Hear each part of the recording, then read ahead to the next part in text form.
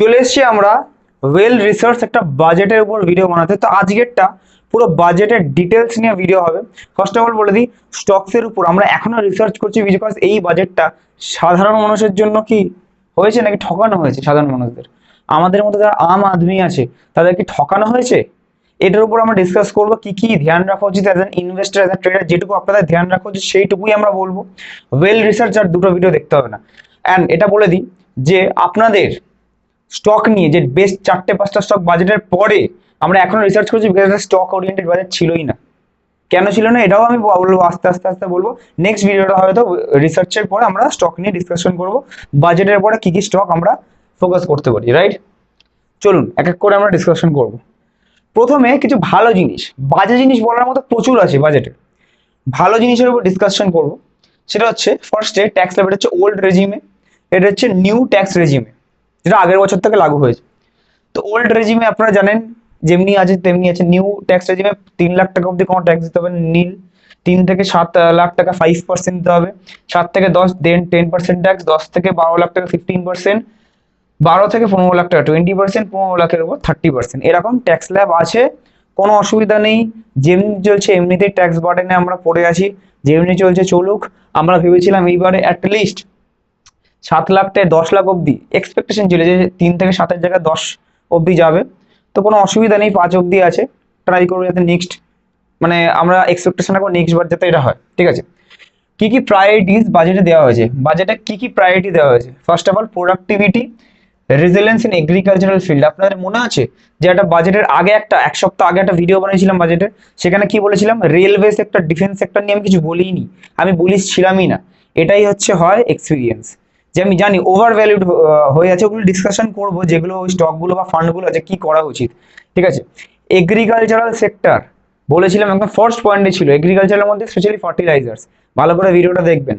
তো ফার্টিলাইজার্স যে সেক্টর আছে বা এগ্রিকালচার আছে, সেটা ফোকাস করেছে চাষবাস ফার্মারদের উপর। এমপ্লয়মেন্ট অ্যান্ড স্কিলিং এর উপর ফোকাস করেছে, ঠিক আছে? যারা নতুন চাকরি পাবে এমপ্লয়মেন্টের উপর ফোকাস করছে। সোশ্যাল জাস্টিস, ট্যাক্সের দিকে হচ্ছে না কিছুই, যাই হোক। ম্যানুফ্যাকচারিং এর উপর ফোকাস করছে, ইন্ডিয়া গ্লোবাল ম্যানুফ্যাকচার এমনিই হবে আনে বলে কিছু দিনের মধ্যে, ম্যানুফ্যাকচারিং এর উপর ফোকাস করছে। আরবান ডেভেলপমেন্ট তার উপর ফোকাস করছে, রুরাল ডেভেলপমেন্ট না, আরবান ডেভেলপমেন্ট, ঠিক আছে? ডেভেলপমেন্ট মানে এটার থেকে আমরা বলতে পারি ইনফ্রা একটু ফোকাস করছে, বাট কতটা কি হবে এর মধ্যেও কি ঝোল আছে কিনা বলছি, রাইট? এনার্জির উপর ফোকাস করছে, গ্রিন এনার্জি যেগুলো আছে, আমাদের ডিসকাশন হয়েছে আইনক্স উইন্ড, তারপর একটু বেড়েওছে। তো সেই হিসেবে গ্রিন এনার্জি বা এনার্জির উপর আপনি যাই বলেন, পুরো সেক্টরটা এনার্জি সেক্টরের উপর ফোকাস করছে। ইনফ্রাস্ট্রাকচার এখানে আবার চলে গেল, R&D, research and development, next gen reforms. মোটামুটি একটা বাজেট সাধারণ মানুষের উপরে হবে, কিছু এফেক্ট হবে, বাট কখন এফেক্ট হবে? যখন ট্যাক্স কমবে, ট্যাক্স বাড়বে তখন না, ঠিক আছে? ঠিক আছে, দেশের জন্য ভাবছে, ইনফ্রার জন্য ভাবছে, ঠিক আছে, বাট নির্মলা সীতারামনকে যখন কোয়েশ্চেন করা হয়েছে যে কেন বাড়িয়েছেন, কি ভিত্তিতে বাড়ালেন 10% থেকে এলটিসি 12.5%, কোনো অ্যান্সারই নেই। মানে এরকম টাইপের ব্যাপার, যখন তুমি নিজে অ্যান্সার না দিতে পারো, তখন তুমি অ্যান্সারটা এমন ভাবে যাও যাতে সেই কনফিউজ হয়ে যায়, এরকম ব্যাপার, ঠিক আছে? আমি কোনো পার্টি পলিটিক্সকে সাপোর্ট করি না ফার্স্ট অফ অল, ঠিক আছে? আমি খুবই নিউট্রাল থাকার চেষ্টা করি, বাট এইটুকু কথা বলছি, বিজেপি যদি নেক্সট ইলেকশনে হারে, এরকম যদি আনেওয়ালা 4টে বাজেট হয়, তাহলে একমাত্র হারার কারণ হতে পারে হয়তো নির্মলা সীতারামন, ঠিক আছে? আচ্ছা, এখানে আপনাদের কোনো একটা ভিউজ চাই, মানে আপনাদের নিচে কমেন্ট করবেন। এটা খুব ইন্টারেস্টিং একটা ছবি আমি পেয়েছি, ওই জন্য দেখাচ্ছি। আপনারা স্যালারি পেলেন, যাই স্যালারি পেলেন, ধরুন 15 লাখের উপরে বছরে স্যালারি পেলেন, পেতেই পারে, তার উপর ডাইরেক্টলি ট্যাক্স দিতে হচ্ছে স্ল্যাব হিসেবে ধরুন 30%। 15 লাখের উপর যা যা হচ্ছে 30%, কেউ 5%, 10% স্ল্যাব হলো, ডাইরেক্ট ট্যাক্স দিতে হচ্ছে, ঠিক আছে, নিজের স্ল্যাব হিসেবে। তারপরে কি করবেন? এই রিমেনিং মানি নিয়ে কি করবেন? না ইনভেস্ট করবেন, না খরচা করবেন, দুটোই করবেন। কিছু ইনভেস্ট করবেন, কিছু খরচাপাতি করবেন, রাইট? তো একটা হচ্ছে খরচা, একটা হচ্ছে ইনভেস্ট। দেখুন ট্যাক্স কিন্তু দেওয়া হয়ে গেছে আমাদের দিক দিয়ে, ট্যাক্স যেটা কামালাম হয়ে গেছে, এইবার বাকিটা তো ট্যাক্স ফ্রি হওয়া উচিত, তাই না? ঠিক আছে, এবারে এর মধ্যে খরচার মধ্যে কি কি আছে? একটা হচ্ছে বেসিক খরচা, বেসিক খরচা যেগুলো লাগবেই, সেই যেগুলো ছাড়া জীবন চলে না, এর উপরে আবার 12% ট্যাক্স দিতে হচ্ছে। ইলেকট্রিসিটি বিল, হ্যান ত্যান, জিও ফোনের রিচার্জ, এর উপরে আবার ট্যাক্স দিতে হচ্ছে আমাদের, ঠিক আছে? সব ট্যাক্স ইনক্লুডেড থাকে, ইনক্লুসিভ অফ ট্যাক্স থাকে। ফ্যান্সি কোনো প্রোডাক্ট যদি জামা কাপড় বগেরা কিছু হয়, তাহলে আবার 18% ট্যাক্স এর উপরে দিতে হচ্ছে। এখানে ট্যাক্স দেওয়া হয়ে গেছে, এরপরে আবার কেনার জন্য আবার ট্যাক্স দিতে হচ্ছে আমাদের। খুব ভেরি ফেন্সি কিছু হয় তাহলে 28% অব্দি ট্যাক্স আমার দিতে হচ্ছে। গাড়ি ফাড়ি যদি কিনতে হয় ট্যাক্স দিতে হচ্ছে, ঠিক আছে। যদি ইনভেস্ট করি, যে টাকাটা বেশি খরচা করলাম না, ইনভেস্ট করলাম, যদি ইনভেস্ট করার পর লস হয় কোনো অসুবিধা নেই। লসের সময় কেউ সবাই ভুলে যাবে, তুমি লস করেছো তোমার ব্যাপার, প্রফিট করেছো তাও তাড়াতাড়ি তুমি সব পরে, সব সব পরে করবে প্রফিট দিয়ে, আগে আমাকে দাও, চলো আমাকে দাও। তাড়াতাড়ি বানিয়েছো 1 বছরের নিচে, তাহলে বেশি না 20% ট্যাক্স দিয়ে দাও। আরে দেরি করে 1 বছরের বেশি বানিয়েছে লং টার্মে হোল্ড করে, ঠিক আছে 12.5%-ই ট্যাক্স দিয়ে দাও। ট্যাক্স দিলাম, তারপরে আবার ট্যাক্স কি থাকবে? আগে ছিল, ঠিক আছে অসুবিধা নেই, 10% ছিল, একবারে 12.5%, 2.5% মানে বুঝতে পারেন যে সরকারের কাছে কত যাবে। বাট এত যে যাচ্ছে, কি পাচ্ছি উল্টে ফেরত? কি পাচ্ছি কি? অনেকে অনেক কিছু পাচ্ছেন, নো প্রবলেম, আমি কিছু পাচ্ছি না, তেমনি কিছু বেনিফিট কিছু পাচ্ছি না। সেই তো ওয়াজির এক্সের মতো এক্সচেঞ্জ এফআইইউর আন্ডারে এসে হ্যাকই হচ্ছে, তাই না? কি হচ্ছে আর, ঠিক আছে। আচ্ছা, কোশ্চেনের দিকে আমি পরে যাব, তার আগে আমার বাজেট নিয়ে আরো কিছু কিছু কিছু বলার আছে, যেগুলো হচ্ছে এসটিটি অপশন ট্রেডিং করবেন 0.0625% থেকে 0.10% রয়েছে। এই জিরোর খেলাটা না আপনারা বুঝবেন না অনেকে, কেন বুঝবেন না? ম্যাথামেটিক্সে অনেকে স্ট্রং হবেন না হয়তো, বলে 0.06 থেকে 0.10 হয়েছে, ডাইরেক্ট ওয়ান তো হয়ে যায়নি। পার্সেন্টেজ ওয়াইজ দেখুন কত পার্সেন্ট বেড়েছে, 60% বেড়েছে, 60%, এখান থেকে এখানে 60% বেড়েছে। মানে এসটিডির থ্রুতে আগের বছর যদি 25,000 কোটি টাকা সরকার আর্ন করেছে, সেই সেম নাম্বার অফ ট্রেডার্স যদি হয় অ্যান্ড সেই সেম নাম্বার অফ যদি ট্রেডস হয়, তাহলে এই বছর এইটুকুনির জন্য বাড়তির জন্য কত টাকা বাড়বে? এটা অ্যাপ্রক্সিমেটলি 42,000, যদি ক্যালকুলেশন ভুল হয় সরি, বাট 40-42,000 কোটি অব্দি চলে যাবে, ঠিক আছে। সব থেকে ইন্ডেক্সেশন মানে জানি না, সব থেকে বাজে জিনিস ইন্ডেক্সেশন হয়েছে পারে, সব থেকে বাজে জিনিস। এই জন্য বলি ম্যাক্রো ইকোনমিক্স পড়ুন, অ্যাটলিস্ট নিজেকে এক্সপার্ট ভাববেন না, এগুলো শিখুন। ইন্ডেক্সেশন মানে বুঝুন, এরপরে হয়তো আমি বোঝাবো, বুঝে যাবেন। এখনো নিজেকে কোশ্চেন করুন, ইন্ডেক্সেশন মানে জানেন? স্টক মার্কেটে তো আছেন, প্রপার্টি কিনছেন, জানেন? জানতে হবে জিনিসগুলো, ঠিক আছে। হালকা করে বুঝিয়ে দিচ্ছি, পুরো আমি ফার্স্ট জিনিস বোঝাতে পারবো না, একদম বেসিক বুঝিয়ে দিচ্ছি, ঠিক আছে। ইন্ডেক্সেশন মানে ধরুন আপনার দাদু বা তার দাদু কেউ একটা ধরুন জমি কিনে রেখেছে 1980 সালে বা 90 সালে, সেটা তখনকার দাম ছিল 1 লাখ টাকা, এখন সেটার দাম হয়ে গেছে 1 কোটি টাকা, হয়ে গেছে, হতেই পারে, এমন কিছু না, হতেই পারে, হয়েছে, অনেকে বেশি হতে পারে। তো আমরা কি করতাম, একটা ইনফ্লেশনের জন্য যে জিনিসের দাম বাড়ে, এর জন্য কিছু ট্যাক্স রিলিফ দেওয়া হয়, যে ইনফ্লেশনের জন্য 5%, 6% বাড়তি পার ইয়ার হয়ে এটা 1 লাখটা 1 কোটি টাকায় ভ্যালু হবে, তার মানে ট্যাক্স দিতে হবে না। যদি এই জিনিসটাই ইন্ডেক্সেশন ক্যান্সেল হয়ে গেছে, ইন্ডেক্সেশন বেনিফিট আপনি পাবেন না, ইন্ডেক্সেশন বেনিফিট পাবেন না, তার মানে কি হলো? তার মানে বললো সরকার যে না, এর উপর ট্যাক্স দিতে হবে, 1 লাখের থেকে 1 কোটি মানে 99 টাকা, 99 লাখ টাকা বা 1 কোটি টাকার কাছে প্রফিট হলো আপনার, ঠিক আছে। ইনফ্লেশন যে রেটটা ছিল আগে ওটা দেখবে না, তাই আপনার 99 লাখ টাকা বেচেছেন, বেচার পরে প্রফিট হয়েছে, দাদার থাকুক দাদুর থাকুক কেউ দেখবে না কিছু, এর উপরে আপনাকে ফ্ল্যাট এলটিসিজির মতো 12.5% ধরুন ট্যাক্স দিতে হবে। এটা আগে ছিল না, এটা এখন ইন্ডেক্সেশন করতে হয়েছে। এইটা একটা খুব ভালো ইনভেস্টমেন্ট অপশন ছিল ইন্ডেক্সেশনের জন্য, গোল্ড, প্রপার্টি। এখন কিছুই নেই, এখন পুরো যা আসবে আমাকে আগে দাও, তারপরে তুমি নিজে খাও। তারপরে এই যে টাকাটা ট্যাক্স দেওয়ার পরে ধরুন 90 লাখ 85 লাখ যা বাঁচলো, ওটা আবার যখন আমি কিছু অন্য কিছু কিনতে, ওটা দিয়ে শেয়ার কিনলাম, ওটা দিয়ে প্রফিট করলাম, আর ওখানে ট্যাক্স দিতাম, দিয়ে যাও। ওকে, কোনো অপশন নেই, সবারই একই, আপনাকেও করতে হবে, আমাকেও করতে হবে, ঠিক আছে। বিহার অ্যান্ড অরুণাচল প্রদেশে, আন্ধ্রপ্রদেশে, ঠিক আছে, বিহার অ্যান্ড আন্ধ্রপ্রদেশে খুব বেশি ইনভেস্টমেন্ট হচ্ছে, ঠিক আছে। লগভগ মনে হয় 25,000 কোটি টাকার কাছাকাছি মানে ইনভেস্টমেন্ট হচ্ছে, ঠিক আমি এক্সাক্ট ফিগারটা হয়তো ভুলে গেছি, ভুল হতে পারি, বাট এরকমই। মানে এই দুটো নিয়ে দেখবেন বিহার আর আন্ধ্রপ্রদেশ নিয়ে অনেক কথা হয়েছে, ঠিক আছে।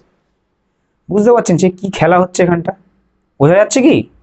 বেশি এখানে যদি বলি আমাকে দেখবো আমি পরে আর ভিডিও আসছে না, গায়েব হয়ে গেছি। হালকা একটা হিন্দি রাখছি, ইন্ডিয়া গভর্নমেন্ট ফুল গভর্নমেন্ট হয়নি, কার সাপোর্ট পেয়েছে? নীতিশ কুমার। যদি হাত না রাখতো বিজেপির উপরে, তাহলে গভর্নমেন্ট ফর্ম করতে পারতো না। তো ওই জন্য অন্ধ্রপ্রদেশ অ্যান্ড বিহার সাপোর্ট করেছে, উল্টে কিছু তো দিতে হবে, বুঝে যান বাকিটা। আমি আর অন্য স্টেটের ব্যাপারে কিছু বলছি না, কেন না পেলো, ঠিক আছে। বেনিফিট কার হলো? বেনিফিট কার কার হলো? পলিটিশিয়ানসদের বেনিফিট হলো, পলিটিশিয়ানসদের পুরো ভরে বেনিফিট হয়েছে, গভর্নমেন্টের বেনিফিট হয়েছে, আম আদমির হয়েছে? হয়নি। আম আদমির বেনিফিট হয়নি, আমার মতে হয়নি। আপনার মতে যদি মনে হয় যে আপনার কোনো বেনিফিট হয়েছে, নিজে কমেন্ট করবেন। তাহলে সেই বেনিফিটটা যদি ঠিকঠাক হয়, মজা না, সিরিয়াসলি বলছি, তাহলে সেইটা দেখে আমি পরেরটা ভিডিও বানাবো, বা আমি নিজে দেখে আমি নিজে ইমপ্লিমেন্ট করবো। যদি আপনার বেনিফিট হয় তাহলে নিশ্চয়ই ভালো, তাহলে আপনি আর সাধারণ মানুষ ধরুন ভিডিও দেখছেন, আপনার বেনিফিট হচ্ছে, কিছু হলে কমেন্ট করুন, তাহলে সবাইকে বলবো, তাহলে সেটা সবাই বেনিফিট নেবে। বাট আমার তো কোনো বেনিফিট হয়নি, উল্টে ট্যাক্স ফ্যাক্স সব বাড়ছে। বাট তার জন্য কি ইনভেস্টমেন্ট বন্ধ করে দেবো আমরা? না, কিছু করার নেই। ইনভেস্টমেন্ট বন্ধ করলে কি হবে? এমনিতেও তো ব্যাংকে টাকা রাখলে তারপর টিডিএস वगैरह কাটবে, তারপরে কিছু থাকে না, কি হবে? ইনভেস্টমেন্ট তো করতেই হবে, ঠিক আছে। ওকে, কোনো ব্যাপার না। তো সব কিছু বাজেট নিয়ে ডিসকাশন করলাম, স্টকস নিয়ে, স্টকস আমরা রিসার্চ করছি এখন, সেটা নিয়ে পরে ডিসকাশন করব। এবারে রেলওয়েজ, ভোরে ভোরে লোকের পিএসইউ वगैरह নাম বলেছে, মানে স্টক মার্কেটে আসুন, পিএসইউ এর স্টক কিনুন, গভর্নমেন্টের স্টক কিনুন, কিনে সবাইকে ঢুকিয়ে দিল, তারপর ট্যাক্সও বাড়িয়ে দিল 12.5%। স্টক মার্কেটে ঢোকো, আদাত হয়ে গেল 12.5%। অমিত শাহ বলেছিল, মোদি বলেছিল, তারপরে কি অবস্থা স্টকগুলোর? অবস্থা বাদ দিন, ট্যাক্স বাড়িয়ে দিল। রেলওয়েজ, ডিফেন্স, এইচএএল, বিইএল, ঠিক আছে, রেলওয়েজ, আরভিএনএল, আইআরসি, কোনো সময় বুলিশ ছিলাম না আমি। আগের বছর আমি বুলিশ ছিলাম, আগের বাজেটে বলেছি। এই বাজেটের এগুলো আমি এর পরের ভিডিওতে হয়তো বলবো রিসার্চের পর, কিন্তু 2024 পড়ার পর কোনো সময় বুলিশ ছিলাম না, বিকজ এগুলো বেড়েই গেছে। স্টকের কথা বলছি, 6 গুণ 10 গুণ করে বেড়ে গেছে। এখন নেওয়া কি ফেয়ার ভ্যালু মনে হবে? দেখুন, সবাই না নিজেকে এক্সপার্ট ভাবে। নিচে কমেন্ট বক্সে আমি দেখি প্রচুর এক্সপার্ট আছে, প্রচুর এক্সপার্ট, উইদাউট এনি লাইসেন্স। লাইসেন্সও লাগে না। ধরুন অনেকে সত্যি ভালো অ্যানালিস্ট, আমার ধরুন কিছু অ্যাডভাইজারির আগে আমি তার আগেও আমি ভালো করে অ্যাডভাইস করতে পারতাম, করার মতো ক্ষমতা ছিল। কিন্তু এক একজনকে দেখি কমেন্ট বক্সে লিখছে আরবিএনএল কি এখন কিনবো, বলেছে হ্যাঁ এখন যত নিচে আসছে 20 পয়েন্ট নিচে নিচে অ্যাভারেজ করুন। কে বলেছে করতে? 20 পয়েন্ট নিচে হলেও তো এখন ওভার ভ্যালুড আছে। হ্যাঁ, অনেক বলে লং টার্মে বাড়বে, বাট একটা ওভার ভ্যালুড একটা পজিশনে আছে এখন, এটাকে একটু করে নিচে নামতে দিন। পি রেশিও কম্পারিজন করুন, অ্যাটলিস্ট এটা বেসিকের মধ্যে বলছি, ভ্যালুয়েশনের মধ্যে পি রেশিও কম্পারিজন করতে শিখুন। বুঝে যাবেন তাহলে যে কতটা ওভারভ্যালুড হয়ে আছে স্টকের। যে আসল যে প্রাইস, যেটাকে বলা হয় ইন্ট্রিনসিক ভ্যালু, যেগুলো আমরা ট্রেনিং এ অনেককে শেখাই, এটা ফার্স্ট আমাদের ভিডিওতে, প্রথম ভিডিওতেই হয়, যারা যারা করেছেন জানেন। ইন্ট্রিনসিক ভ্যালু দেখা খুব গুরুত্বপূর্ণ, যে স্টকের নিজের ফান্ডামেন্টালস হিসেবে কত দাম থাকার কথা, কত দাম এখন আছে, সেই হিসেবে দেখুন, মাথা না ঘুরে যাবে আপনার। যেগুলো আন্ডার ভ্যালুড, কোনগুলো under valued? Technology sector under valued. Red কাট হওয়ার পর, বারবার বলছি লাস্ট 3-4 ভিডিও থেকে, যখন রেড কাট হবে তখন কেন হচ্ছে, তখন যাই প্রাইস থাকবে আন্ডার ভ্যালুড ছিল, তখন কিনতে হতো। উইপ্রো 350 কাছে বলে বলে এখন 500 ছুঁয়ে গেছে, আরো বাড়বে, কোনো অসুবিধা নেই। হয়তো 500 থেকে নিচে টেকনিক্যাল জানলে 450 বা 440 আসলে কিনবেন, এখন কিনবো না। নাম বললাম মানে এখন কিনে নিলাম, ওরকম না। নিজেকে টেকনিক্যাল ওইটুকু তো জানতে হবে কখন কিনবো। আমি কালকে বললাম জিএসএফসি, বললাম নাম, মানে এখনই কিনতে বলছি, কে বলেছে এখন কিনতে? জিএসএফসি বলছি, আপনি টেকনিক্যাল দেখুন কোথায় সাপোর্ট আছে, সাপোর্ট দেখে কিনুন, অসুবিধা নেই। একটু নিচে আসবে তখন কিনবেন, ঠিক আছে। এরকম ডিফেন্সে কি বাজে অবস্থা হচ্ছে দেখুন।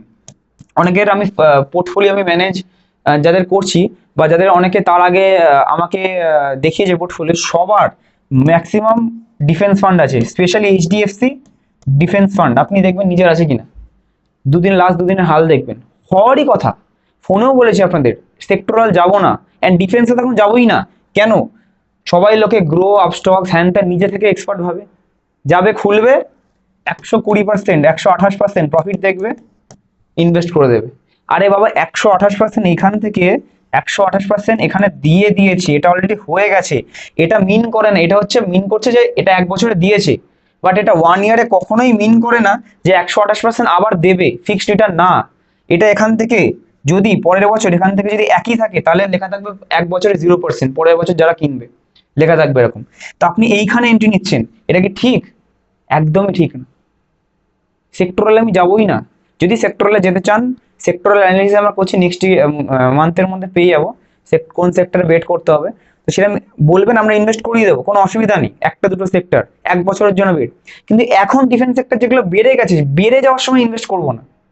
বেড়ে যাওয়ার সময় কখন ইনভেস্ট করুন, বেড়ে গেছে ওগুলো। ওগুলো করে কোনো লাভ হয় না, কোনো লাভ হবেও না। এগুলো এখন মাইনাস যাবে, তখন জিজ্ঞেস করবেন কি করবো।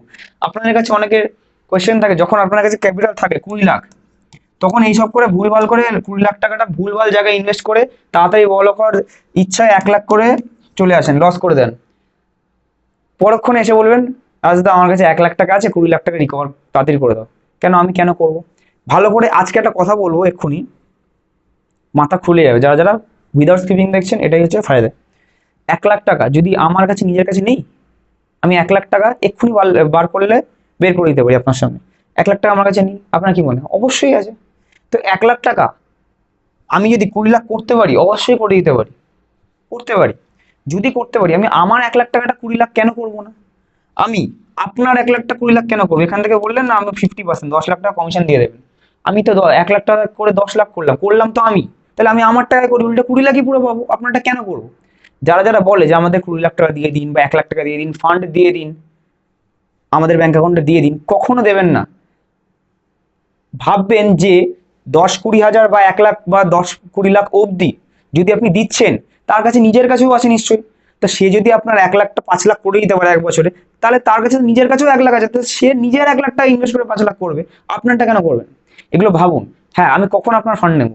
আপনি আমার কাছে 1,000 কোটি টাকা এনে নিন, আলাদা একটা ব্যাপার, যেটা আমার কাছে নেই। ঠিক আছে, অনেক টাইম লাগবে, ঠিক আছে হয়ে যাবে, বাট অনেক টাইম লাগবে।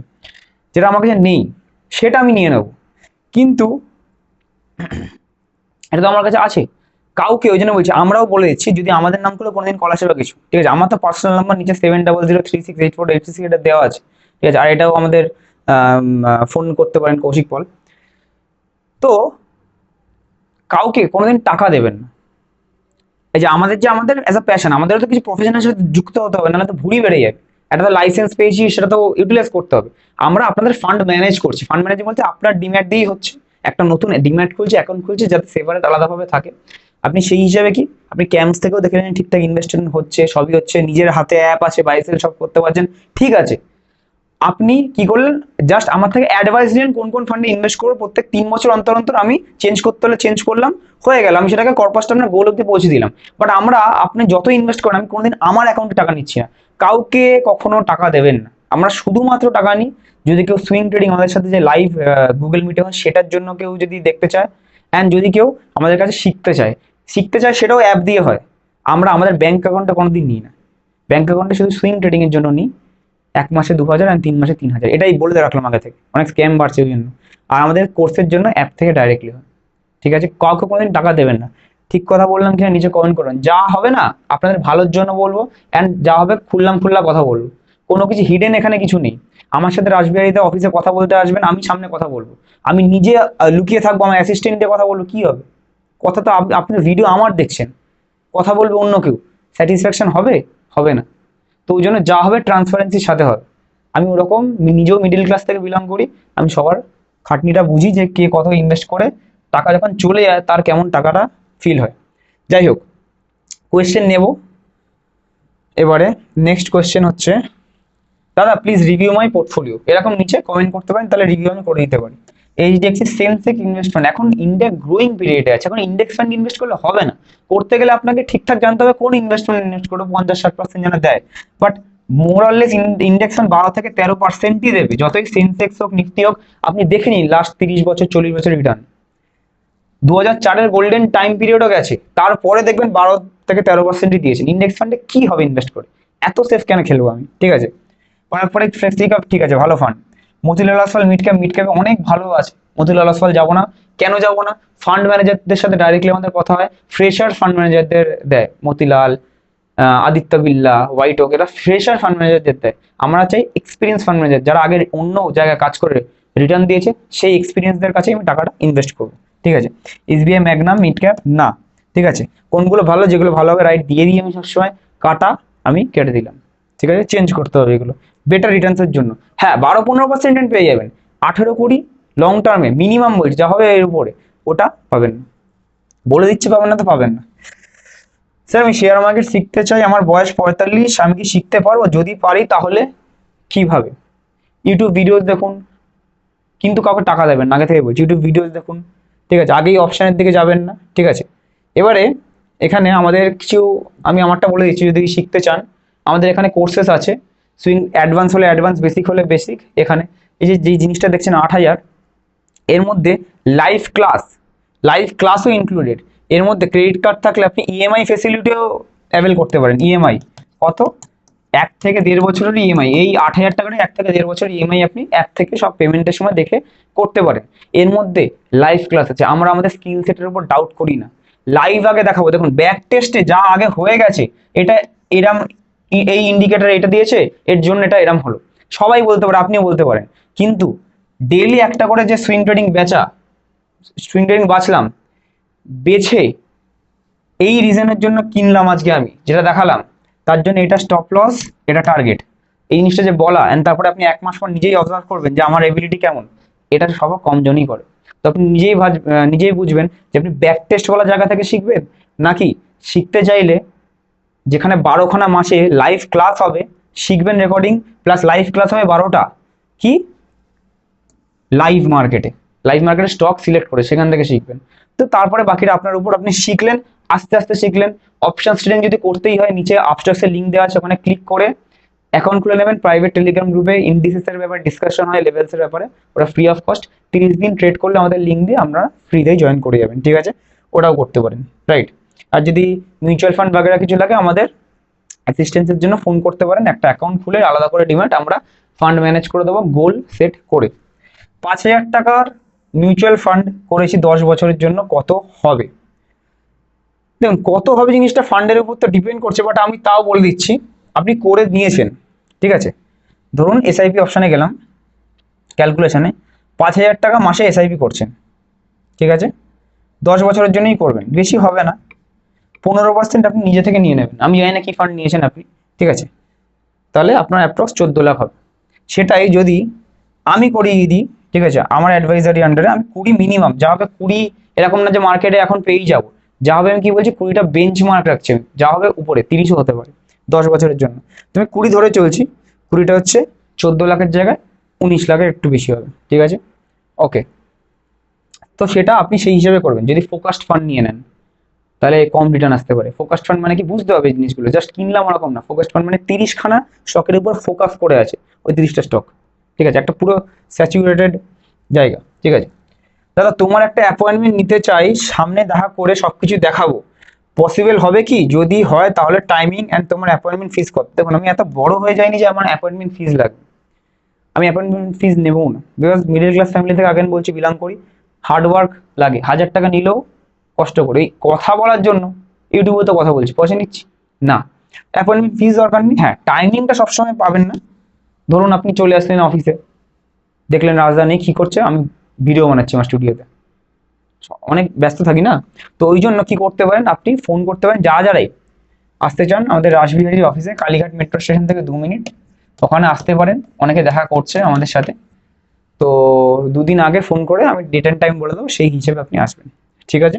কোনো অ্যাপয়েন্টমেন্ট ফিজ নেই first time.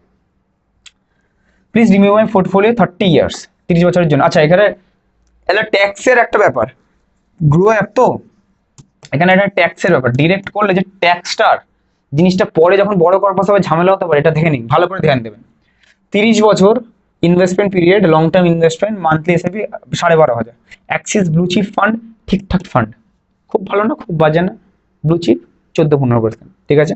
Axis mid cap, mid ক্যাপের ক্ষেত্রে ভালো fund. Axis small cap, small ক্যাপের ক্ষেত্রে টপ 50টা স্মল ক্যাপ ফান্ড থাকলে 14-15 নম্বরে আসে না। পারাক ফ্লেক্সিকল, সবারই এটা আছে, তো ঠিক আছে, অসুবিধা নেই। Mirae asset large and mid cap না। Mahindra Manulife multi cap, multi ক্যাপে বেটার আছে, ঠিক আছে? এসবিআই এই যে ফোকাসড কথাটাতে আমি খুব হেট করি, জানি না কেন, ঠিক আছে? আর ইন্ডেক্স ফান্ড আমি কখনো সাজেস্ট করি না আনটিল আনলেস সে 70 ইয়ার্স ওল্ড বা অ্যাবাভ হোক, ঠিক আছে? ট্যাক্সের ব্যাপারটা যেটা বলছি, আপনার ধরুন এটা আপনার 30 বছরে ইজিলি 1 কোটির বেশি হয়ে যাবে। ধরুন আপনার কাছে এটা 3 কোটি টাকা হয়ে যাবে, হয়ে গেল। এবার আপনি এখান থেকে কি করবেন, পুরো বেচে তো কিছু করবেন না, আপনি এসডব্লিউপি করবেন। ধরুন এসডব্লিউপি করবেন, গ্রোথে যাবেন, এসডব্লিউপি কোনো অপশন পাবেন না, ডাইরেক্ট এটা প্রবলেম হয়, এসডব্লিউপির অপশন পাবেন না, ঠিক আছে? মান্থলি পেনশন নিতে পারবেন না। তখন আপনাকে কি করতে হবে, তখন আপনাকে যদি এটা রেগুলারে থাকে 3 CR, রিটার্ন আরও উল্টা হয়তো বেশি আসতে পারে, আপনি নিজে থেকে 15% আমি অ্যাজিউম করছি, ওটা হয়তো 18%-এ 6 কোটি আসতে পারে, সেটা আলাদা। ধরুন 3 কোটি আসলো, কিন্তু এবার ডিফারেন্সটা দেখুন। ডিফারেন্স হচ্ছে আপনি রেগুলারে এসডব্লিউপি, যে আগের ভিডিওতে দেখেছিলাম, এসডব্লিউ নিজে থেকে করতে পারেন বা সেল নিজে থেকে করতে পারেন অ্যাপের থ্রুতে, সেল করতে পারবেন গ্রো অ্যাপে বা এখানে, এসডব্লিউপিটা করতে পারবেন। এসডব্লিউপি করতে গেলে আপনি এখান থেকে রেগুলার থেকে আপনি কি করলেন, চালু করে নিলেন মাসে মাসে 1 লাখ টাকা, কোনো অসুবিধা নেই। তারপরে 12 লাখ টাকার উপরে আপনি যেটুকু ট্যাক্স হয় দিয়ে দিলেন। আচ্ছা, এবারে হয়েছে কি, আগে 1 লাখ টাকা অব্দি বেনিফিট ছিল লং টার্মে, এখন 1.25 লাখ অব্দি হয়েছে, নামমাত্র কিছু একটা বেনিফিট দিয়েছে, যাই হোক। তো তখন সেই ট্যাক্স লাইভ হিসেবে আপনি ট্যাক্স দিলেন এইটুকু। এখানে কি করতে হবে, কারণ যে পুরোটা প্রফিট হয়েছে, ফার্স্টে আপনাকে এসডব্লিউ নেওয়ার জন্য এটাকে সেল করে রেগুলারে নিয়ে আসতে হবে কোনো ফুল হাউস ব্রোকারের কাছে। আমরা যা ভাবি, আমরা অ্যাজ এন ইনভেস্টার যারা ভাবি, যারা বিগিনার তাদের কথা বলছি, আমরা যারা অ্যাডভান্স একটু হয়ে গেছি, আমরা 30 বছর আগেরটা ভেবে চলি। কেন? 3 কোটি টাকা সেল যখন করবেন না, এখানে আপনাকে ট্যাক্স পুরো 3 কোটির উপর দিতে হবে, ধরো 12.5%। তখন যদি 15% হয়ে যায় তখন আরো, তো পুরো ট্যাক্স দিতে হলো। ইনভেস্টমেন্ট ধরুন 10 লাখ টাকা করে 3 কোটি টাকা হয়েছে, তো এটার পুরোটার উপর, প্রফিটের উপর ট্যাক্স দিতে হবে। তো এখানেই আপনার চলে গেল কত, ধরুন 50 লাখ টাকার কাছাকাছি চলে গেল, তাড়াতাড়ি ক্যালকুলেশন করছি।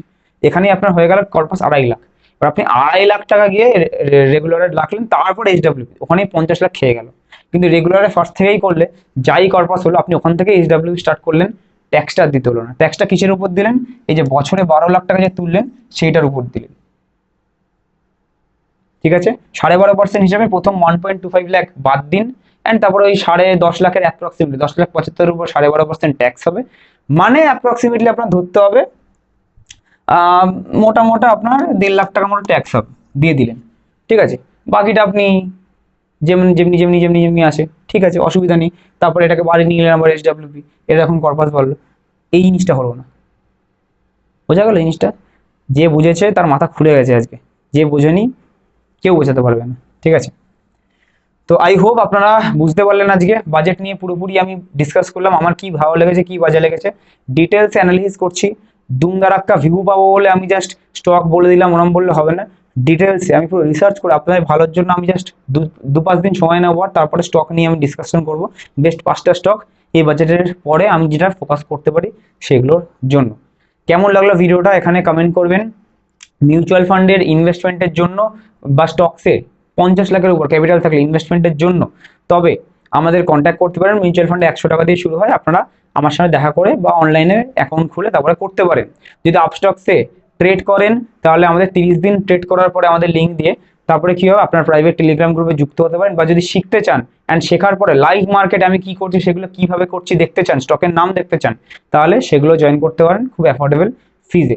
সবভাবেই সব রকমভাবেই আমরা সত্যর সাথে ভালোভাবে পুরোপুরি গাইড করবো আপনাদের সাথে। অ্যান্ড একটা এক্সট্রা বেনিফিট রেখেছি, আপনাদের সাথে আমি ডাইরেক্টলি সবসময় কন্ট্যাক্ট রাখবো, যেমন এখন রাখছি। আজকের জন্য এটুকুই রাখছি। থ্যাংক ইউ সো মাচ সবাইকে। Keep investing, keep trading.